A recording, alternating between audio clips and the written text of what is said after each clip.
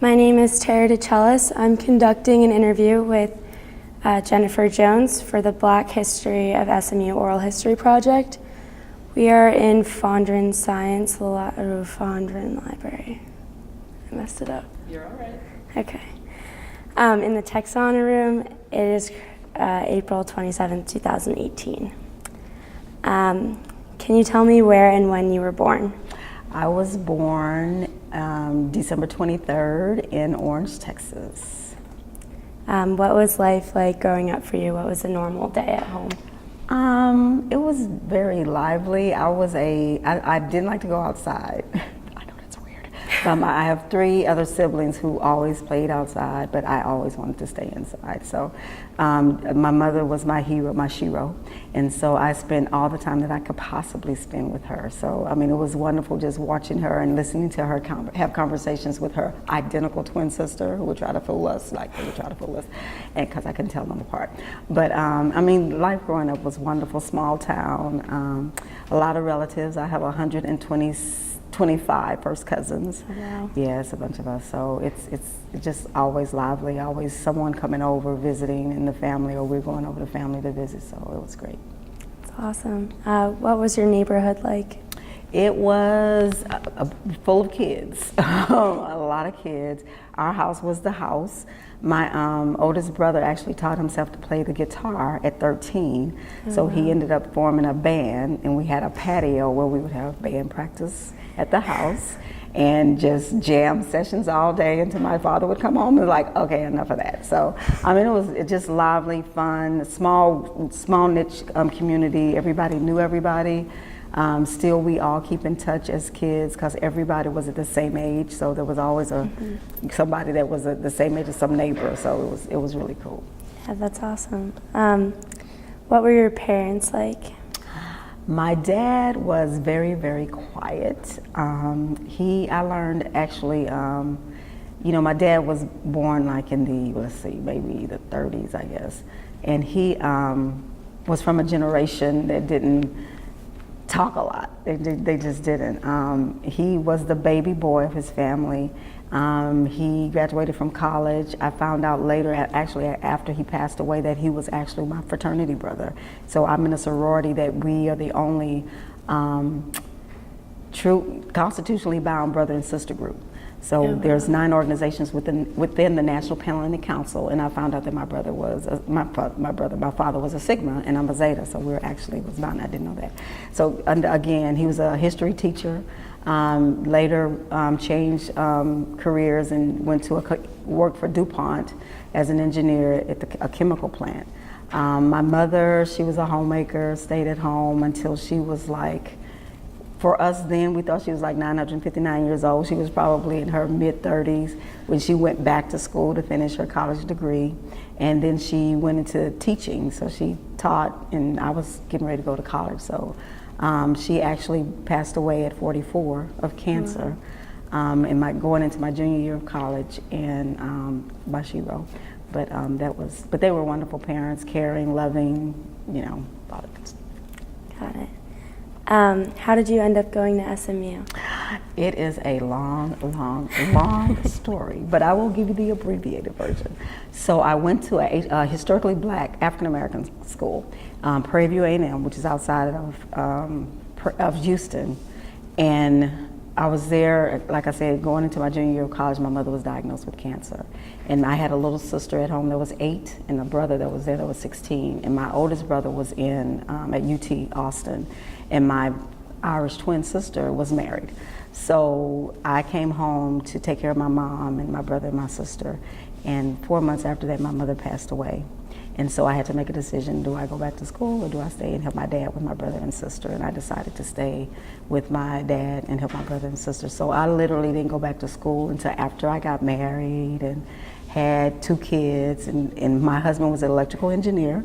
Got a job here in Dallas, which is, it's now Raytheon, but it was Electrospace then. And I ended up here in Dallas and decided, okay, it's time for me to go and finish my degree. And this is how I ended up at SMU. So I transferred in to SMU after that.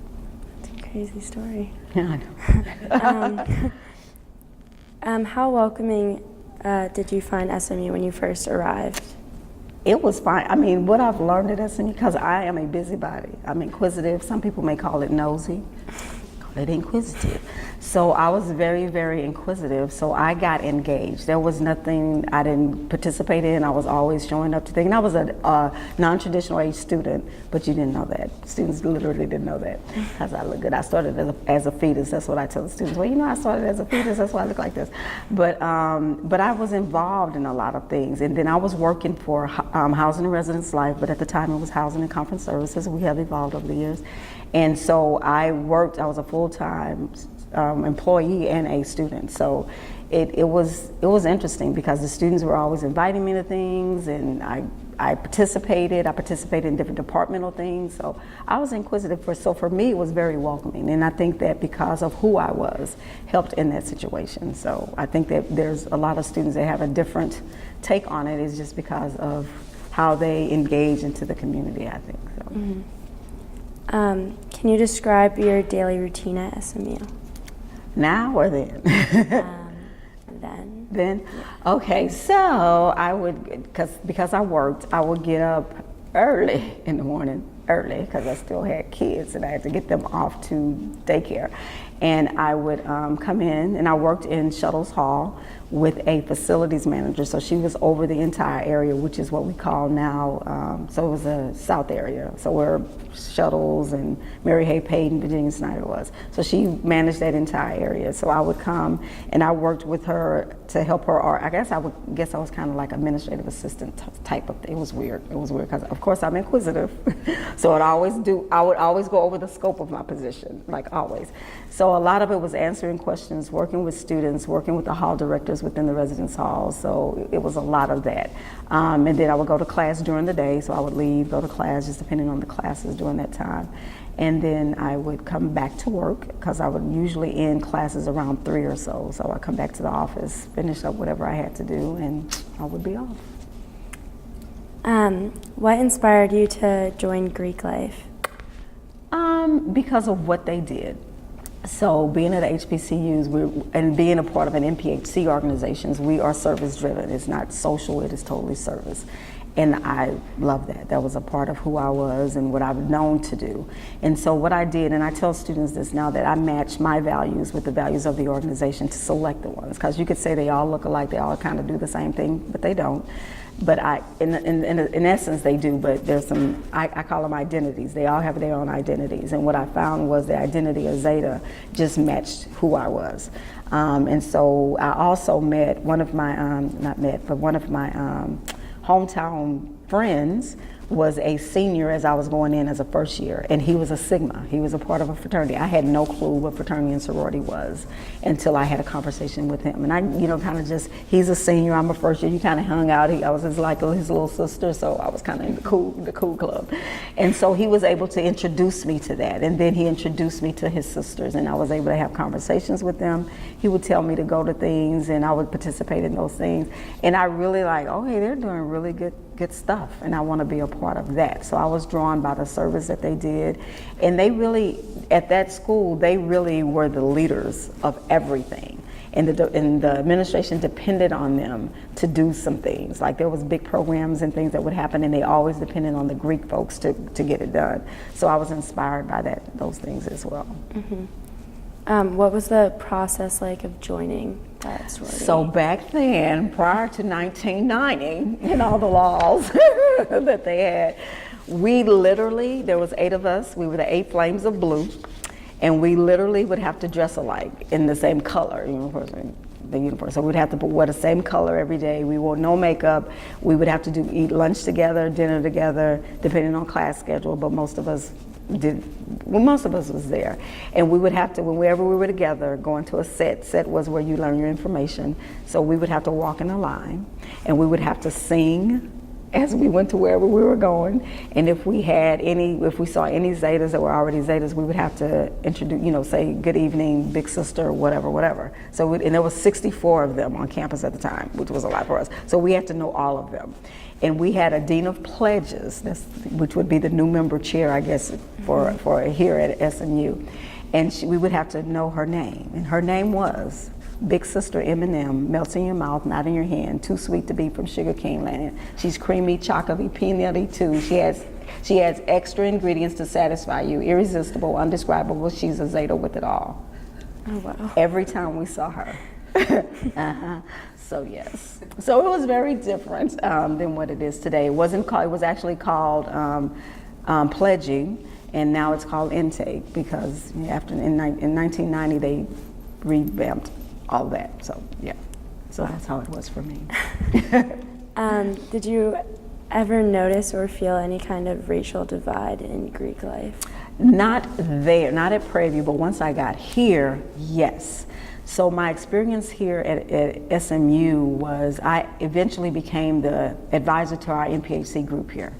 So working with the IFC and the Panhellenic advisor at the time, I saw that. So they literally, I went to it was an institute called the Interfraternal Institute, and it was for advisors that worked with Greek life folks. And there, during that institute, I learned all about Panhellenic and all about IFC, which helped me because I could see the difference. Like, I'm like, oh my God, what's going on? What do y'all do? I don't understand.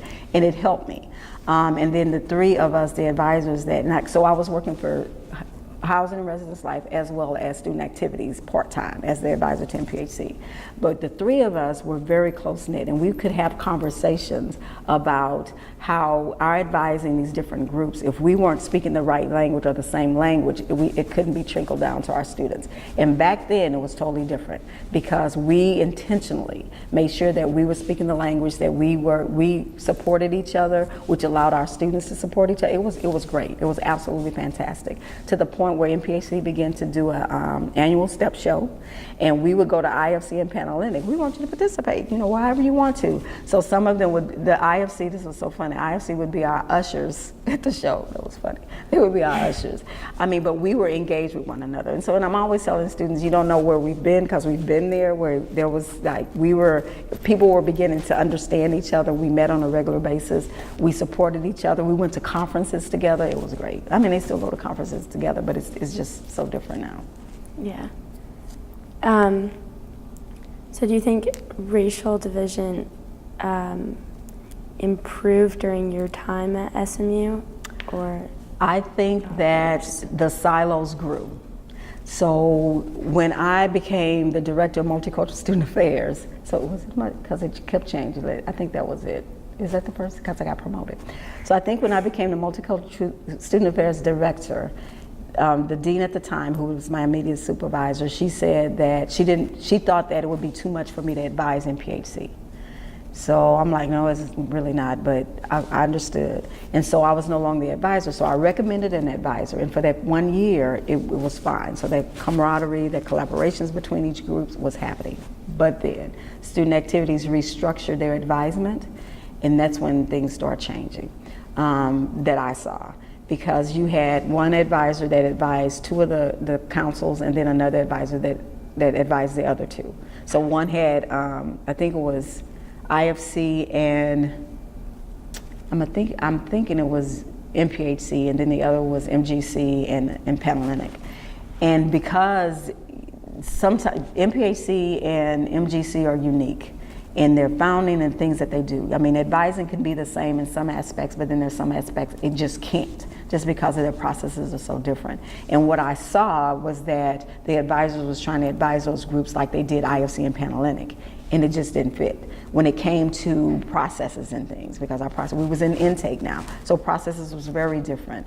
And recruitment was in the spring for IFC and Panhellenic.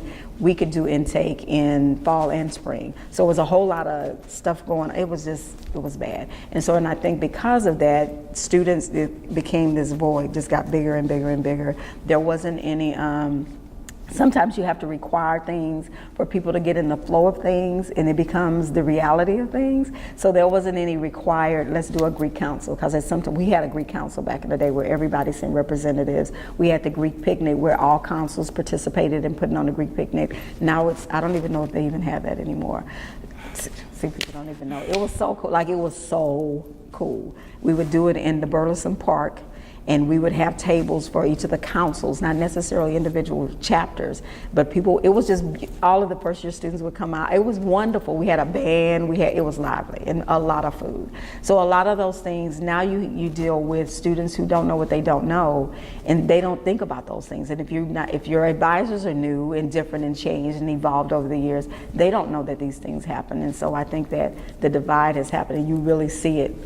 I can see it from the outside because it's just growing. It's getting bigger and bigger and bigger, and that's nationally. Because I've been now for 10 years. I was a national president of the National Panhellenic Council, so I work very closely with the national offices of Panhellenic and NIC. So and this conversation is being had across the country about the divides and how do we advise these different groups, because now you have NAPA, you have NALFO, you have MGC nationally, so there's more councils, and the question is, how do you support those students as far as advising is concerned when you have maybe 2 advisors for 7 councils? Yeah. So it's, the gulf has gotten a little bit bigger. Yeah. Gotcha. What were the things that you liked the most about being in a sorority, and what were the things that you didn't like so much? I love, even now, because I'm still a part of my graduate council, my graduate chapter, Kappa Zeta, Dallas, Texas, and we have meetings once a month. But I love everywhere I go, no matter where I go. I went to Hawaii for what? Oh, when SMU played in Hawaii. So we went to Hawaii. We get to the airport, there's this delegation of people there that gather, because my national president called the chapter in Hawaii to say, oh, JJ's coming to Hawaii. And I had all kinds of lays that were laid over me. And I'm like, oh my God. So it's great. Like anywhere you go, you will find a brother or a sister that's there that you can call on. Or if you're in Dallas and you're like, oh, I'm going to Pensacola, Florida. Oh, well, I know so-and-so. Just give her a call. She'll come to. Wonderful. I mean, the networking is amazing. I mean, but again, the service, like we do a lot of service, and one of our national thrusts that we work with is March of Dimes, and out of the 9 organizations, we always give the most money because we got it like that. But I mean, so then it become a competition, and it's great. I'm now working with the National Institute of Health because Obama created this precision medicine, and he got a doctor that wanted the doctors to look at how do you prescribe medicine and different things like that, prescriptions for people based on who they are, their makeup, because normally, this is what I've learned by working with NIH, is that normally the prescriptions and things that are prescribed are for middle-aged white men.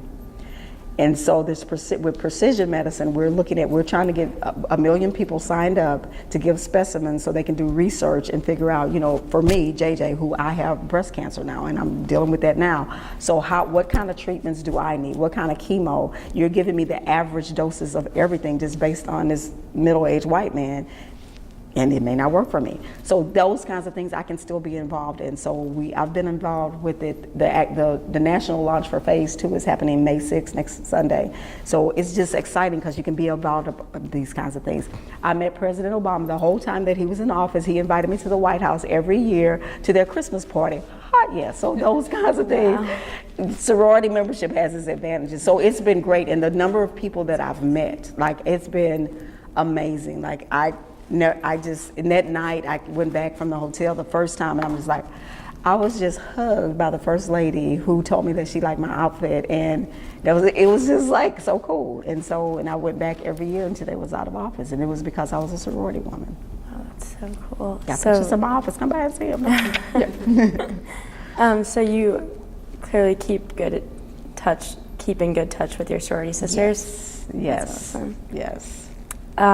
Zeta doesn't seem to exist on campus anymore. Do you know why that is? They're here. Are they? Yes, we have a Zeta chapter here. Yes, Zeta Phi Beta. Yes, they're here. We actually have 2 members now in the chapter because they're a little bit shy. I was like, there's only 2 of them. Yeah, because we do intake, so it's totally different. It's not a Panhellenic group; it's part of the MPHC group. Okay. So they have 2 students who are currently there. They just did intake. They just inducted a new member, and I think they did their coming out show. It's soon. If it hasn't happened, it's happening. So yeah, we do have Zeta here. Gotcha. Yes. So how many members were there when you were a part of Zeta? Just because this is a predominantly white campus, our numbers will never be huge because the number of ethnic students that come in that are interested in those groups are few and far between. So I would say MPHC currently, the entire council is probably made up of 20 people. Oh, wow. Yeah, the entire council is probably made up of 20 people. The numbers were larger back in the day, but again, I go back to where, I'll just go back to that. So part of advisement when I was the advisor was helping them in recruiting and helping them figure that out. And the way that we recruit is totally different. They kind of identify people. It's like we pick you, you don't pick us. With MPC Rush, it's a mutual agreement. You know, you're matching my desire to be a part of you and me wanting you, and you match it. That's not how it works with MPHC groups. It's like, oh, you want to be a part of us, we may not want you to be a part of it. You don't go through the process if we don't want you to be a part of us. So it's very different. Okay. Were you involved in any other clubs, sports on campus? I was here well, because I was a staff member, it was different. So I was involved in Mustang Corral, a lot of that, because back in the day we had a staff leader and a student leader that would be the directors of the Mustang Corral at the different camps. So I did that a lot of that. And any kind of studentish thing, orientation, those kinds of things, I'm all in. I was actually the the MC for the Family Weekend talent show 4 years in a row. I started as a freshman, I finished as a senior. So I've done a lot of things. I advise our student government now, so that's part of the things that I did. But just because of me being a non-traditional A student and being a staff member at the same time, I did as much as I can, but more so as a staff than as a student.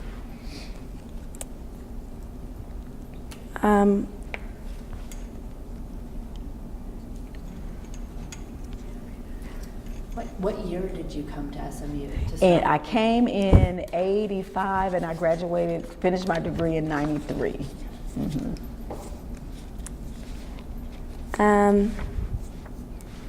How would you describe your sisters in Zeta? They are, so what are the things that we were built on? Finer womanhood, service, scholarship. Lord, what's the other one? That's bad. Don't show this part when you show it, because my sisters will kill me. So they are that. And they're all over the place. We're in government. We are educators. We are just speaking of my chapter. Our chapter is 200 people. Our graduate chapter is 200 women. And we have the largest chapter in Zetadom, as we call it, around in the country. I think there's probably total Zetas around the country are probably 115,000 total. We have about 600 and some odd chapters graduate, and then there's like maybe 400 undergraduate chapters. So it's a lot of us, but there tend to be, they're very, how can I describe them?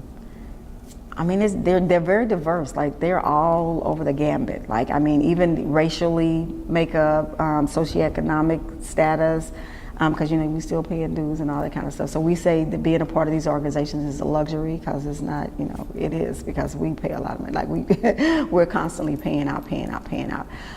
So I mean, they're a mixed breed of women from all walks of life, and do a lot of great things. So, and most of it is centered toward the service within the community. So Zeta was pretty diverse outside of Zeta. Do you think other sororities were diverse at the time? Yes, they are, particularly here at SMU.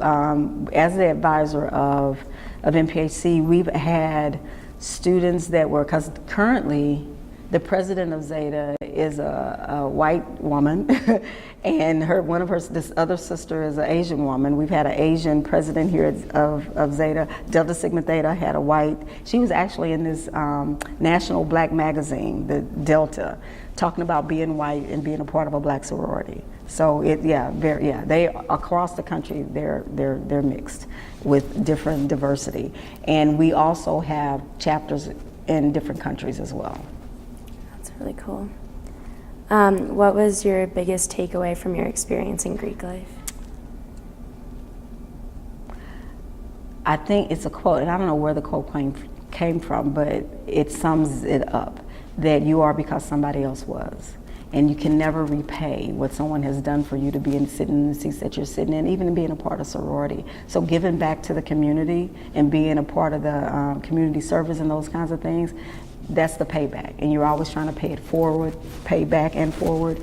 And that's my takeaway, because you can never give too much. You can. It's impossible, because you can't repay whatever someone did for you in your life. Even those things those people that you don't even know, those faces that you don't even know or can recognize, but they've done something to allow you the privilege to be here at SMU, to be here in the United States, just to be. So I'm ever repaying or trying to pay back, and even pouring to the students that I work with. So part of being a part of the sorority allowed me to gain, in matching my values with the sorority and matching my values with my life, I'm able to pour in this richness into students, and they can take, it's like a buffet. You can take as much as you want from JJ, or you can leave it there. You get to pick and choose, but I'll never tell you what you should be or what you should want. But I mean, I am because someone else was, and I tell students that all the time. And remember that when you're giving back, when you don't want to take that test, or you don't want to go to class that day,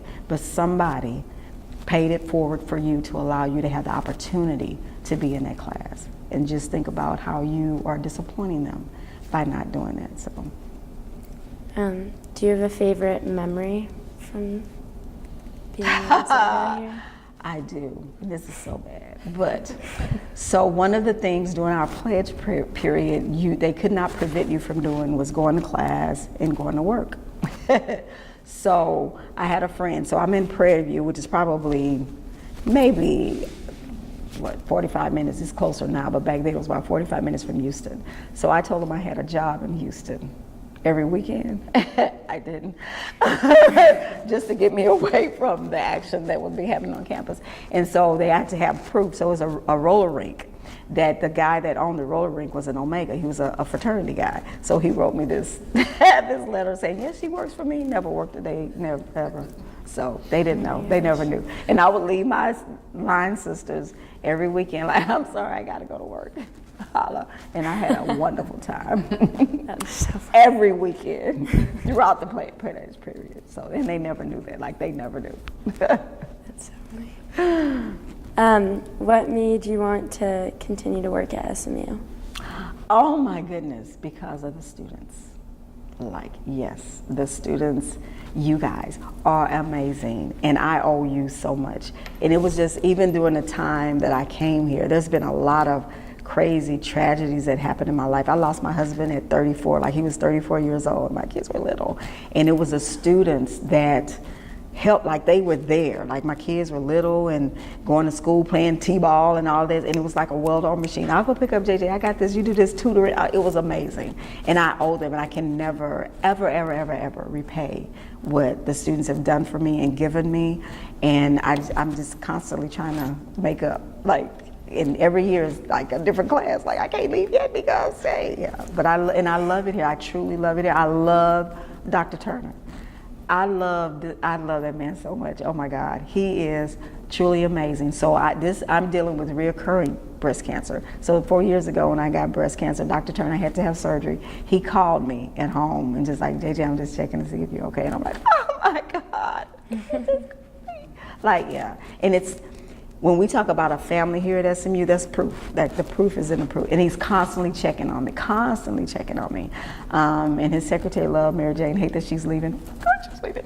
But she'll email, I'm just checking. So it's like people really care here. Like they really, truly care here. And you don't get it anywhere. I can't imagine anybody, any school, any place that will give me the love that I've received here. I'm sure they will, but it won't be the same. I'm just sorry. It just won't be the same.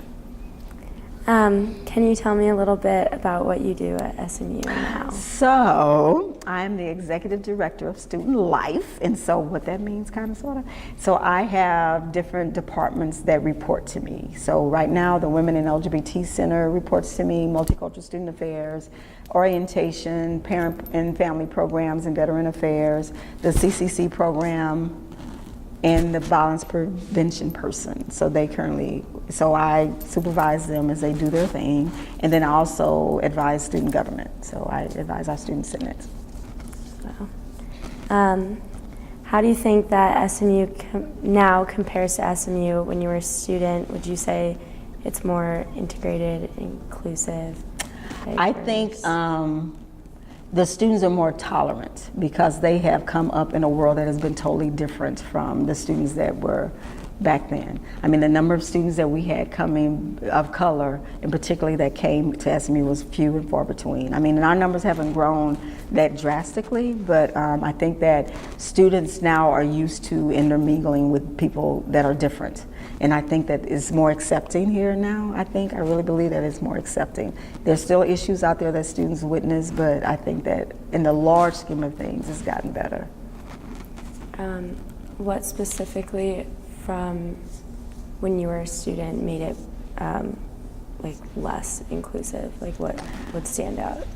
I think just because SMU is seen as a place of privilege particularly amongst the students. And back then there was really no things that forced people to come together. Like there was nothing that forced that interaction. There wasn't, I mean, we had a multicultural student affairs office. It was called something else then, but it was really siloed. And seeing it, I saw the silo, like this is what we do. We have this for our ethnic minority students, and that's all who went there. So when I was the multicultural student affairs director, we were in the student center because they used to have a center.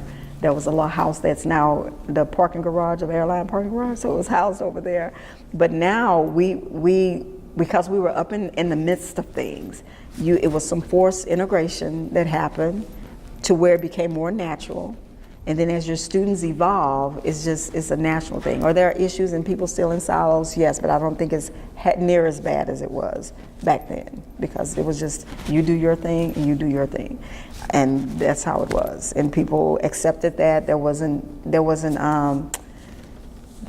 People were mad, like a lot of our students of color were always mad about stuff, and they had cause, but I don't see students as mad. I mean, they still get mad about things, but not to the degree that they do. But now they even voice how they feel.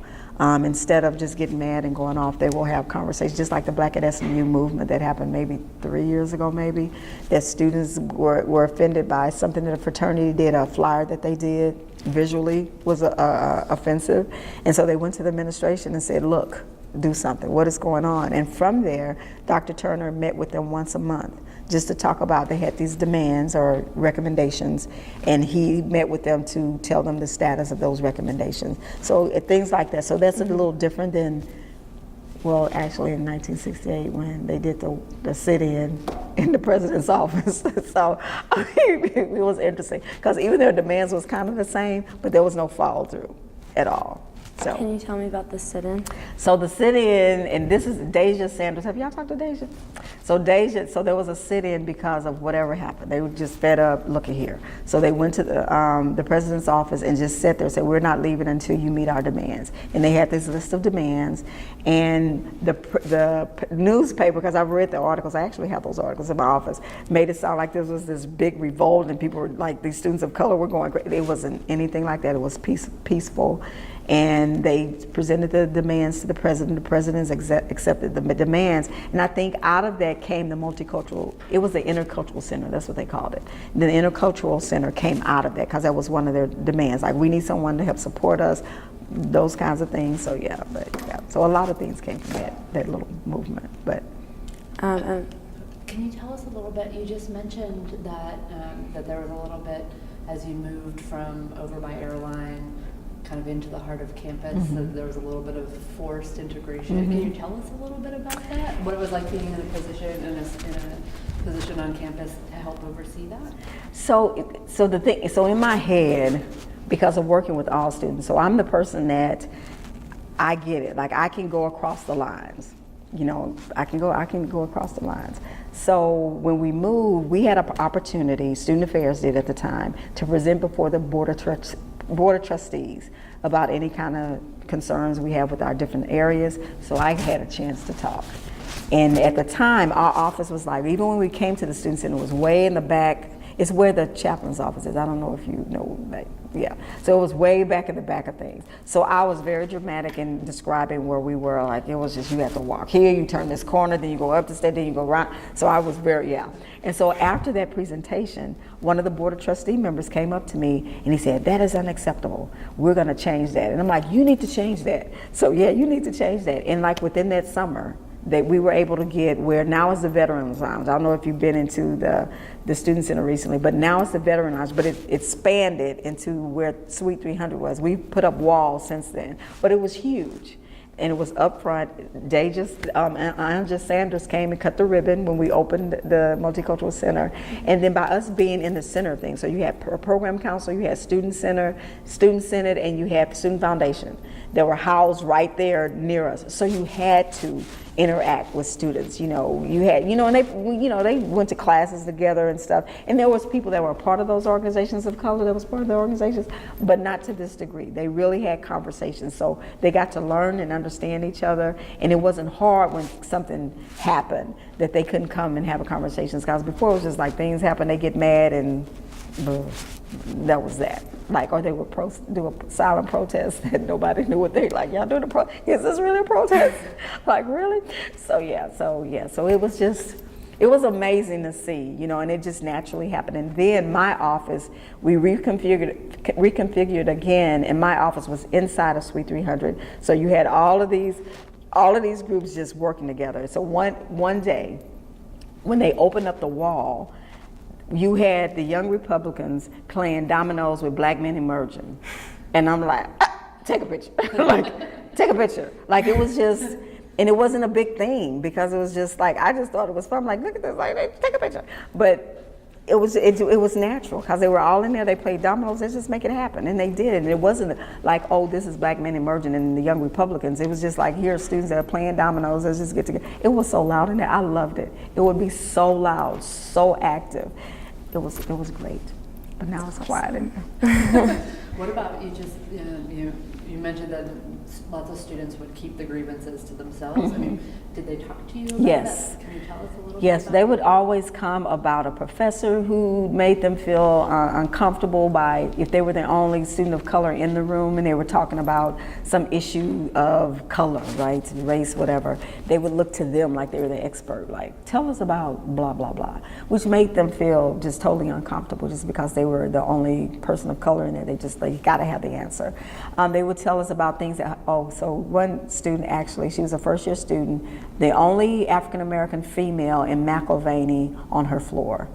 And she was leaving out of the building and this young man called her that word. And she was just so, oh my God, did that just happen? And he just went on to go on and on and on and berating her, and she's just like, she was shocked more than anything. So she came to me, found me some kind of way. And she came to, because I was, actually my office was in McIlvaney. She was in McIntosh actually, because she had to come to McIlvaney. And she told me her story. And I'm like, okay, let's do something about that. What are you gonna do? And she's like, I don't know what to do. I said, yeah, there's things that you can do. So we went through the motions and the things, the resources that she had that she could talk to. And she became one of the greatest leaders on campus after that, because she was empowered that, people can't just say any crazy thing to you and get away with that. That didn't happen, because the young man, we actually had him come in and had conversations and things with him and, got him to a place, maybe not the best place, but we got him to a different place. So would get those stories all the time. I mean, even now, not as often, but students will come and share some issues or circumstances that they're dealing with. A lot of it is in class. A lot of things that they happen to them in classes with professors who are insensitive, or they'll say things that they think is okay. The little microaggressions that will happen in the classroom. They'll say stuff and want to get a chuckle and not knowing that you're offending people by saying it. So. Mm-hmm. I had a question.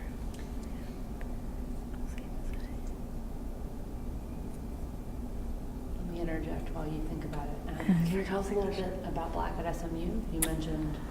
So the flyer, I can't remember. Okay, the flyer had a picture, an image of a guy, and he had on these like those glasses that the DPS wears that you can see the person's image in your glasses that you're looking at.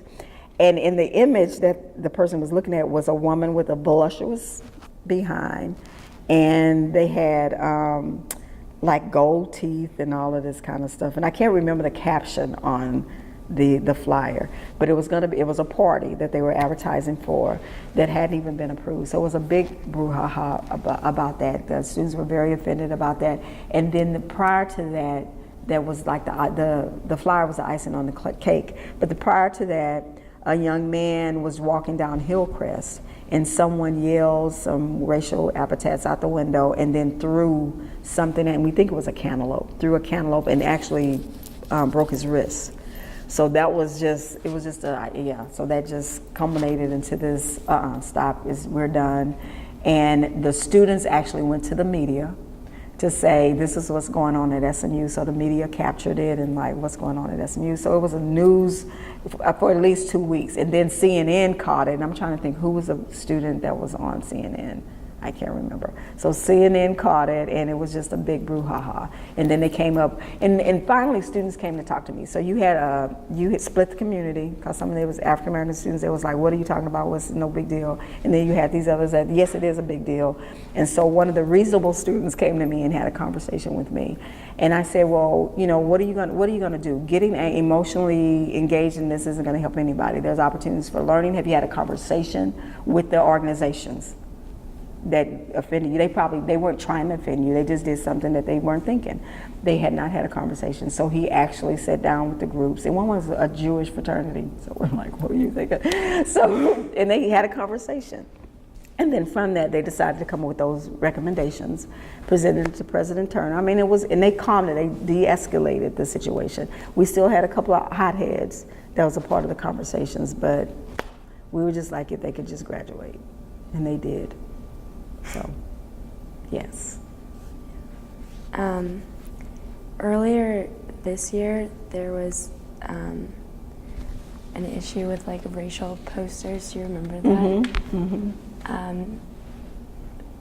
Can you tell me a little bit about that? So there was racial posters. So the posters were an outside group that got onto campus, because they were doing it at different institutions. They actually did it at UTD.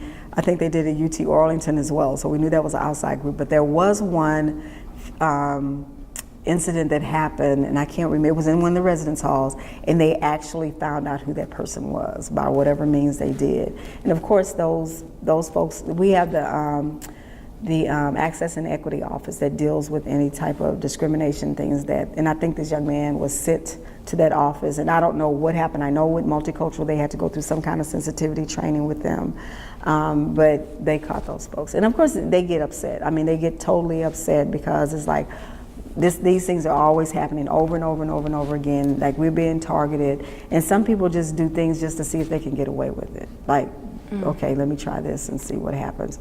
Or even Yik Yak. Yik Yak is still in existence, but Yik Yak, oh my God, that happened during Black at SMU as well, where they were talking about why do black women are ugly? Why would they think they could be a part of our sorority? It was a mess, and so they actually took the post and presented those as well in the news. So that was part of this whole news story with the Yik Yak post. So yeah, and then so some students came. The students from Black at SMU came to the Student Senate chamber to talk about this whole thing, the Yik Yak and all this stuff that was going on Black at SMU. And while they were in the chamber, someone posted some stuff on Yik Yak. So, you know, Yik Yak was like a area kind of thing. So we knew someone in the chamber did that. We didn't know who, but then as it came up, that just infuriated the students as well. Like, now someone just did this. Like, why are they here? What are they talking about? That kind of thing. So, was there anything like those type of situations during your time as a student that you can remember? It was, but there wasn't any posting kind of things. There was more in the classroom kind of stuff, individual confrontations within residence halls, those kinds of things would happen, or people just saying crazy stuff. Because I can remember one time I was asked by the hall director to come and mediate a situation. It was a roommate situation between a black woman and a white woman, and it was just because they didn't communicate. Literally, it was that. So they just got to this point where it just blew up because they would never talk to each other. Kind of, I'm here now, don't talk to me, or I'll leave and you walk in the room. It was just a mess. And then after having that conversation with them, it was nothing. I mean, it was something because you weren't talking, but if you have to communicate with each other. Well, this gets on my nerves. Did you tell her that? Here. How would she know that? Through osmosis. You know I don't like that. So after they communicated, it got better. So a lot of those kinds, a lot of roommate issues all the time. Or we would get the mother come moving in kid, see the student of color, my kid can't live here. Why? Because they just, it's just not going to work. But why? But it's just not going to work. And residence life and student housing will not remove you because of that. And normally in those situations, it was usually not the student, it was just usually the parent. And once the parent left and the students had the opportunity to live and talk, it was never we got a lot of that. When you were mediating those roommate situations, were they conversations based around racial divides, or were they more? It wasn't around racial. It was like, you two are roommates. Why aren't y'all talking? Yeah. And it may have been in their heart of hearts that they go, because you're this and you're this, we can't get along. They may have felt that. I don't know, but it didn't come out in the situation. What came in the conversation? What came out is, you're my roommate. I should respect this, but next time you need to tell me, because I didn't know. I didn't know that I was offending you by that.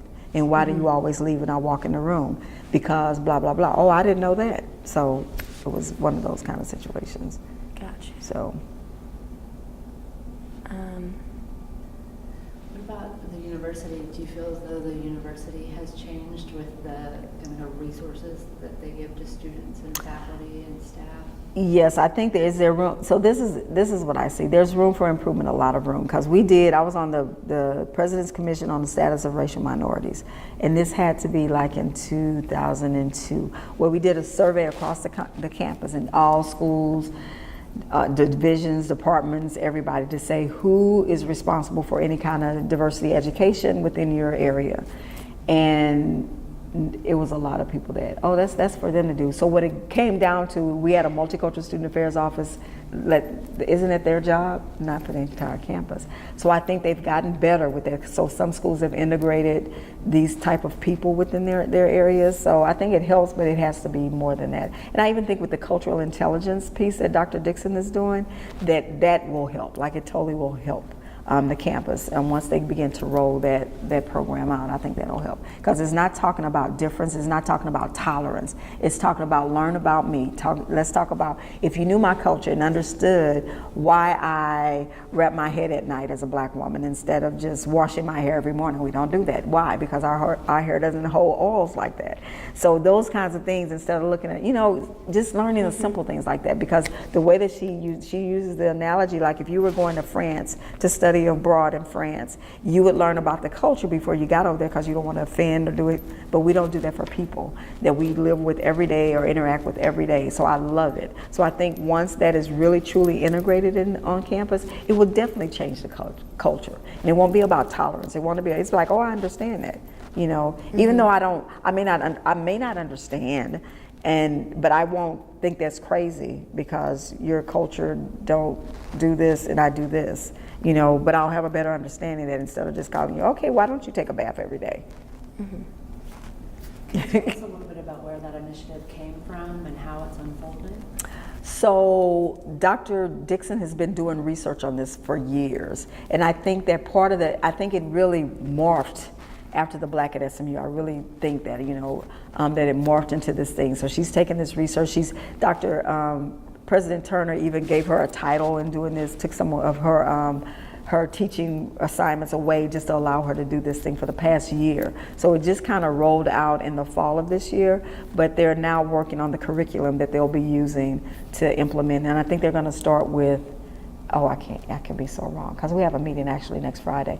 Either faculty first or student first, but it's going to be one or the other. I can't remember. It may be faculty. I can't remember. So yes. And it'll be a course that students opt into?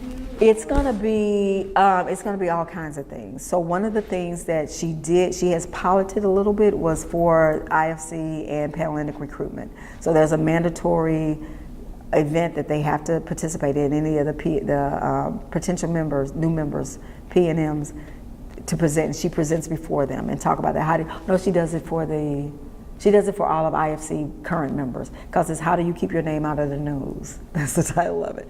And they talk about that. So it should be, a curriculum will be done. Is it going to be mandatory? I think they're still working on all of that. So, but it's great. And you can go to the website and read all this information about it. So. What efforts, or were there any efforts that people or students made when you were a student to educate people about these types of things, or was that more like things people didn't talk about? I don't remember students doing any type of education. There was departments that would provide. You know what? I take that back. How did I forget this program? We actually had a program called DEP that we developed within Multicultural Student Affairs. It was like a train-to-trainer, peer-on-peer training. So we would train the students to go out so they can go to organizations, they could go to department, and we had all of these different workshops that they could recommend. So there was a list, you pick your workshop, and students would go out and deliver that workshop to that group. And most of the organizations would invite them into their training to be able to do that. So they did it. And DEP was around for probably, I'm gonna say probably about 6 years, because we had a multicultural house, and for you to be able to live in a multicultural house, you had to be a DEP trainer. So yes, we did do that. So that was a while back. So that was probably 2006. 2006 is when it started fizzling. So maybe 2000 is when we implemented it. How did you get students to participate in that? Like, how did that work? We did an advertisement, just all join DEP, talked about the program, what it meant, and some people we could handpick, like, this will be good for you, and they would investigate it and be a part of that. So the class, we didn't want a real big class, so it would be 10 to 15 students so we taught it once a semester, and it was usually in the fall. We taught in the fall because in the spring they would do their facilitations. So we had a form that you would fill out and requested what days, and we would pick the students who time, schedule fit their request. We would send them out and do it. So it was, we did that for I think it started in 2000 that we did that. Can you describe what was talked about during the class and how that ran? It depends on what they wanted. So we had one thing, the colors of your life was one of the facilitations. So within the colors of your life, we would have a list of questions, and then we would have all these colored beads. And so we would say, pick the bead, and we would tell you what color represented what set of people. And so we picked the bead that represents your best friend. So if I had a white friend that was my best friend, I would put my bead in my bag. And so we would go down this list, and then we would have the students look at their bags, or whoever. We did it for the Board of Trustees, actually. We did it for the Student Affairs Committee of the Board of Trustees. And you would look at your bag, and if you had all the same color beads, we would talk about that. What do your bags look like? And make them think. And then we would have it, and it was a little Ziploc, little bitty bag, and we would tell them to take it with you. And remember this exercise as you begin to put yourself out there, and as you meet people, as you go to this, because some things you could change. And usually it was so funny, if there was if you had all the same colored beads, the different bead would either be a doctor, your favorite music, or something like that, your favorite book or author or something like that. It was so interesting, but it was always the same. If you had all these, then you have a little speck of something, because those things were always different. Yeah, it's really cool. What about those students who weren't volunteering to get involved in things like that, like more, I don't know how to, like people who had more strong conservative, maybe mindsets that wouldn't really be open to those ideas? One of the things that we do, Multicultural does now, we do every Mustang will be valued at Mustang Corral. You remember that? You stand up And it's so interesting when they're there, when I facilitated this exercise, while we're in that space, you hear all of this wonderful conversation. People are hugging and crying, just depending. It's a very emotional thing. But as soon as they get on that bus and get back to campus, it's like, what? you know? But, and this is what I tell students, it depends, and if they're going through something, I say, I can't change the minds. You can't change people's hearts and their minds. You can't. You do not have the power. I don't care what you present to them. You cannot change their hearts or their minds. So you may make them think, you know, and at some point, because they have to do that themselves, they have to be able to get this information, process the information, and do with it what they like. Because if all my 18 years I have been told this thing by the people that I love and respect, that this is how the world is, you come here and you got these people saying, oh no, the world isn't like this, it's like this, and it clashes. Yeah. So either you just, and I think a lot of people just like, you know what, I'm not going to even deal with that. I'm going to stay right here in my lane with the people that I'm comfortable with, and I'm not going to go outside of that because it's confusing to me. I'm just not going to do that. So I'm comfortable right here, and that's as far as I'm going to get. That's it. And then you have these people that this is how my world is, and it's not going to change. Don't give me that stuff, and I don't want to even hear that. I'm going to be polite. I'm going to sit there in the class, and I'm going to listen to it. I'm not going to say a word, and then I'm going to get up and go about my life and continue to live the life that I live. And then some people just don't know what they don't know. And then I think that adds more confusion, like, okay, wow. Because I've never and people say step outside of your comfort zone. I say step outside of what you're used to. Because, you know, if I'm used to this, comfort or whatever you want to call it, but it's just what I'm used to. And that over there looks, that's too different. I can't, I have time for that. I can't figure that out. But nobody's willing, not nobody. We don't have enough people willing to invite people in. You don't have to step out all the time because I may be afraid to step out. So let me invite you in. We need more of that. And it's hard for students to do. It's hard. But particularly now with social media, it's just so freaking hard because I don't communicate with myself. I'm sitting here texting you and I'm sitting next to you. Stop it. I'm just like, y'all need to stop it. That blows my mind. So it's even harder. So I'm going to be all aggressive and this big old buff Batman woman on the social media. But then when I'm sitting next to you, side eye, like I'm not saying that wasn't me. So yeah, it's hard. Like it's a hard thing because for white students they feel attacked and guilt, and then for black students, I'm so revved up and it's so emotional and like dial it down. You know, have a conversation. And I tell students this all the time. I prefer if there's a student that don't like me because of my race, just tell me that because I know where to work from. Because I'm gonna dig down in there. Okay, so why you don't like me? And it's because at one time that woman pushed you in the aisle at the grocery store and didn't say excuse me, and then you have condemned the entire people. Because I can talk about that. I'm saying let's talk about that. Or I get the person. I went to this leadership thing, and this student stared at me the whole time I was there. I was facilitating this thing. He just stared the whole time, and I felt him staring. I'm like, do I have egg on my face? What's up?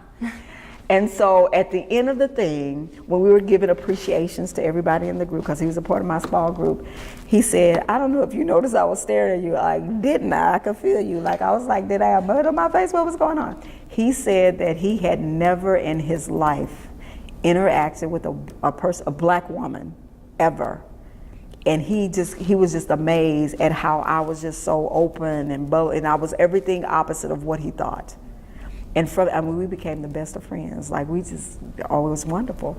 But it's those kinds of things. You never know. So that's why I tell students, particularly students of color, don't go rev up here to you, because to keep that down, because you never know. People are afraid, particularly when it comes to conversations about difference and race and those kinds of things.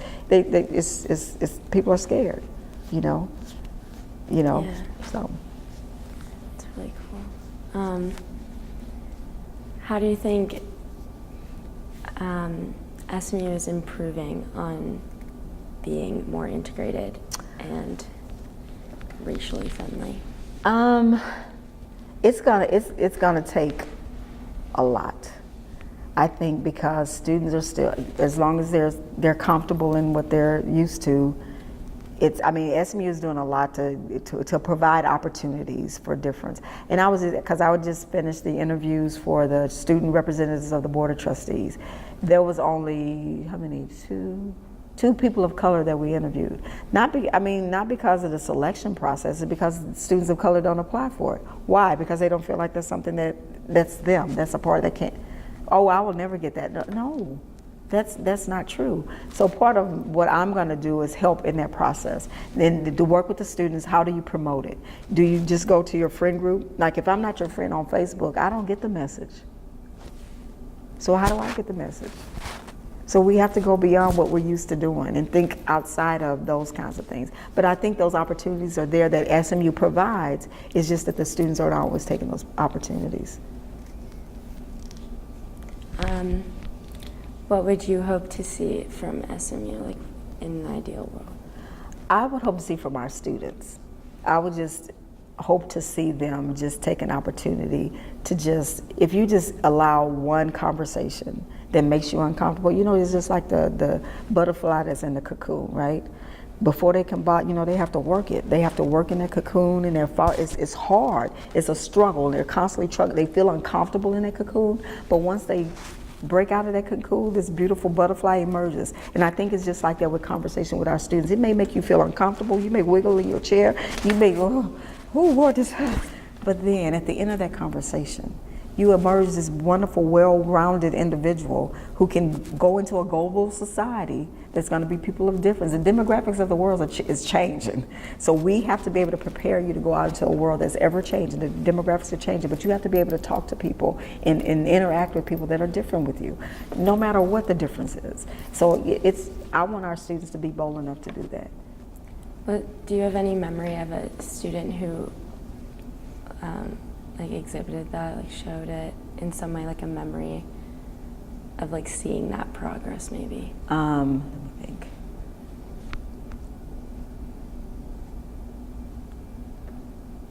I would even say, okay, a student body president. Not the current one, but he was about student body president maybe 4 years ago. I think it's 3 or 4 years ago. He had never stepped outside because he was here when Black at SMU happened. So very affluent, I mean, wonderful, loved him. And he was a part of Senate for all his 4 years, became student body president. And when this thing happened, he didn't know what to do with that, like totally. And we had a conversation. Why don't you just talk? Just have a conversation with the people. See what their needs are, what their desires are. And he met not only with the radical folks, he went with the quiet and the radical folks. And he came to me after having that conversation to say, I would have never have done that if it hadn't been from you. And he said, I have a whole new outlook, like a whole different outlook on life. And my friend said, and what's comfortable, what's not comfortable, who I can talk to, like he put himself out there. What he realized, and he said this, we're all Mustangs. There you go. So the first thing we look at, and when I did this training with Senate years ago, I said, close your eyes. I said, if you close your eyes and I walk in the room and I'm having this conversation with you, it's all good. Once you open your eyes and you see this visual thing of me, your whole mentality of me changed. It's like, but they, it didn't change for them because they knew who I was. But if you walk in, how many of you do that? Somebody walk in the room and you just, based on their appearance, you just build all this stuff about who they are, why they are, and come on now. And you haven't said hi yet, but you already know their story. You've already condemned them or whatever you've done in your head just because of their appearance. So I'm like, maybe the world should just be blind. Because you would, blind people have it made. Like they don't, they just live their life in darkness, but they're the most attuned people there are because they don't have to deal with all of this. Don't like you judge me because of this. You assume that one size fits all. It doesn't. It does not. So I'm sorry. I feel like I'm preaching. These are exactly what we want. We want your story, your experiences, no preaching. It's okay if we wrap it up? Yeah. Have a final question? Kind of asked all my final questions. Are we missing anything? Is there anything about your experience at SMU as a student or as a member of the university that you'd like to share with us? I remember one story because I was just thinking of the parents. So we had a roommate. I need to move my student. Blah blah blah. I have some concerns. So she called me on the phone. So we're talking on the phone, and I was in my most professional voice. Oh yes, of course you can come and meet with me. Blah blah blah. My office is here. Da da da. So she shows up and she sees me, and she's, oh, that's okay. And I'm like, what? You know what? Oh, no, never mind. And it was totally, and so she went to my supervisor and she told her, she said, well, it was a black-white situation, and when she saw that I was black, she knew that I was going to side with the black person. So I'm like, okay. So yeah, so a lot of those kinds of things early on happened to me, particularly as a staff. Like, it's just, and Jennifer can be a deceiving name. Which for years growing up, I'm like, don't call me Jennifer because that's a white girl's name. I would get that all the time. So it's very deceiving. So Jennifer, so I get that all. Like, I'll get the all the time. Yes. Okay. So and I go by JJ. That really throws them off. Like, JJ. Oh. Okay. So, and you know, me having the personality that I have, I will. Okay, oh, what? What did I do? And it usually kind of takes the tension out of the air. But everybody don't have that, which is, you know, why we have the situations that we have. Because some people's would be,